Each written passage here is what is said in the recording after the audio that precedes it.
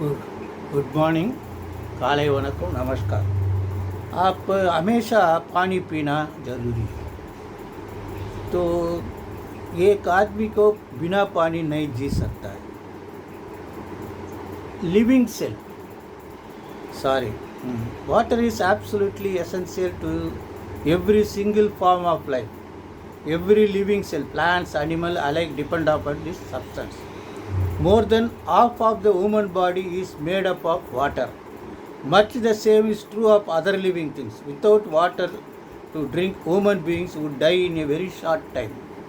The reason every living thing needs certain amount of water is that the cell, the basic unit that make up living things, have water molecules in them. Without water, these basic units would be very different and of no use to life as we know it. In the course of the day, an adult human being takes about 2 liters of water as fluids and about 1 liter in what we call solid foods such as fruit, vegetables, bread and meat. These solid foods are not really dry since they were 30 to 90% water. Besides these 3 liters that enters the body from outside, about 10 liters of water pass back and forth within the body between the various organ systems. There are about 5 liters of blood vessels of body and 3 liters of this is water, and this always remains unchanged. No matter how much water you drink, you cannot dilute the blood. Namaskar. அதாவது நம்ம தண்ணி குடிப்பதனுடைய அவசியம் என்ன அப்படின்னா, வாழும் உயிரினங்கள் எல்லாமே தண்ணீர் இல்லாமல் வாழ முடியாது. நம்ம உடம்பில் இருக்கிற 50% பகுதி நீரால் ஆனது தான். நம்ம தண்ணீர் இல்லாமல் இருந்தால் விரைவிலேயே இறந்து விடுவோம். நம்ம உடம்பில் இருக்கிற செல்களுக்கு அதனுடைய அடிப்படை ஆதார பொருள் தண்ணீர் தான். அந்த தண்ணீருக்கு மொலிகுலர்ஸ் வச்சுருக்கு. அந்த தண்ணீரோடு தான் அந்த மொலிகுலர்ஸ் இருக்குது. தண்ணீர் இல்லாமல் இது வாழ முடியாது, நம்மளுக்கு வாழ விடாது. ஒரு மனிதன் தினமும் 2 லிட்டர் தண்ணீர் குடிக்கிறோம். 1 லிட்டர் சாலிடு ஃபுட்டாக, அதாவது பழம், வெஜிடபிள், ப்ரெட்டு, மீட்டு மூலமாக நம்ம சாப்பிட்றோம். இந்த சாலிட் ஃபுட்டில் அது சாலிடாக இருந்தாலும் கூட 30-90% நீர் கொண்டது தான். இந்த 3 லிட்டர் தண்ணீர் உடம்புல போய் அதில் 10 லிட்டரு மறுபடியும் வெளியே வருது,